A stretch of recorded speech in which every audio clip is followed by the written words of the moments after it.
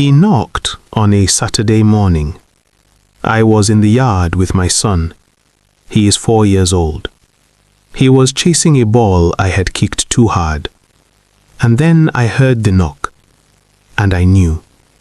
Before I walked to the gate, before I opened it, before I saw his face, I knew. Some knocks have a sound that is specific to the person knocking. This one was his. I had not heard it in 20 years. I had not forgotten it for a single day. My father was a man who believed in order. His order.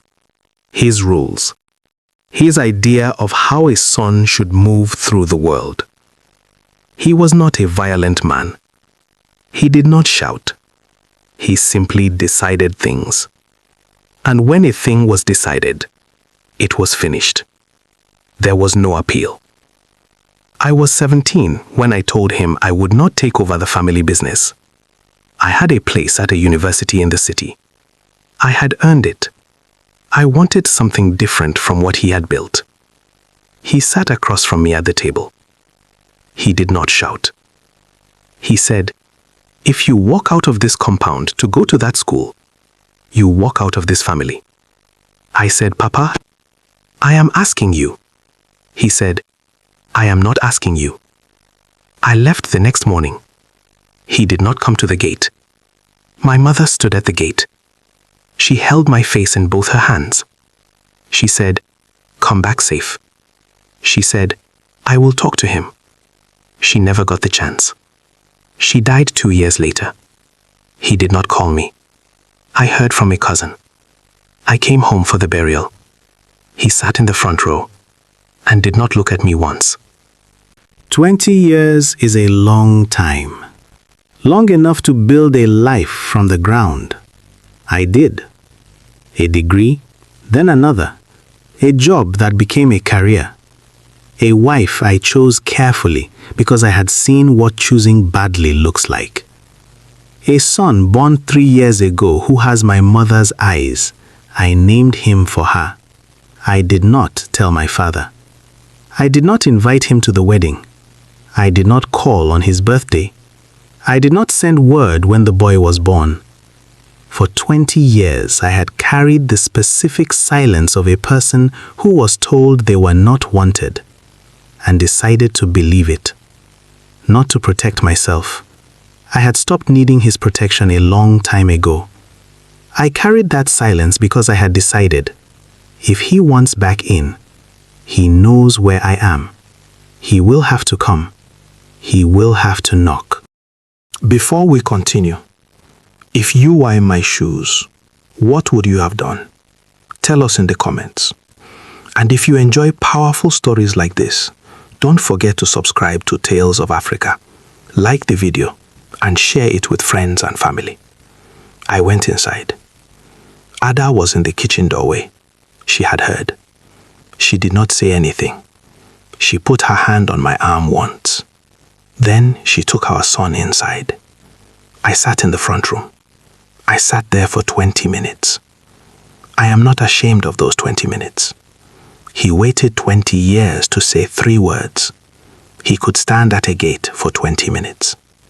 I needed to decide something. Not whether to let him in. I had already decided that. I needed to decide what letting him in would mean. Because I am not my father. I do not make decisions and then refuse to live with what they cost. I needed to decide. What does forgiveness look like when the wound is 20 years old and the man at the gate is 67 and will not live forever? I went back to the gate. He was still there. He had not moved. He had not sat down on the step. He was standing exactly where I left him.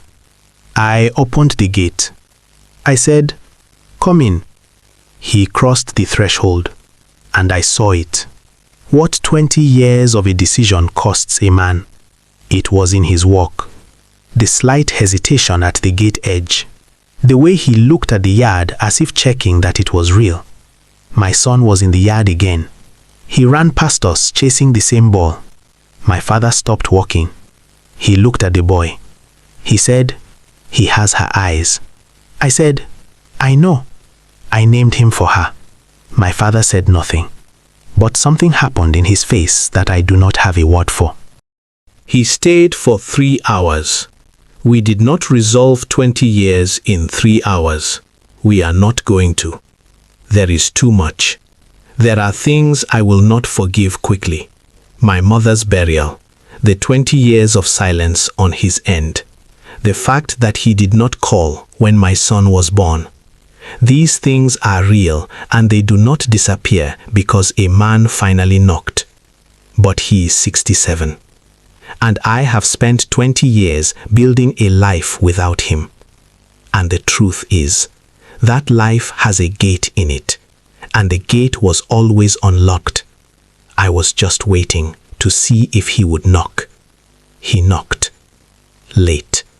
Smaller than he was, with nothing in his hands. But he came. My father is not a man who apologizes. He apologized. My father is not a man who comes to another man's gate. He came to my gate. That cost him something. I know what it costs a man like that. It cost him everything he had left, and he spent it on me. I do not know what we are yet. We are not what we were. We are not yet what we could be. We are a father and a son standing in a yard, watching a 4-year-old boy chase a ball, learning how to begin again. That is enough for today. That is more than I had yesterday. If you enjoy powerful African stories like this, subscribe to Tales of Africa, like this video, and share your thoughts in the comments below.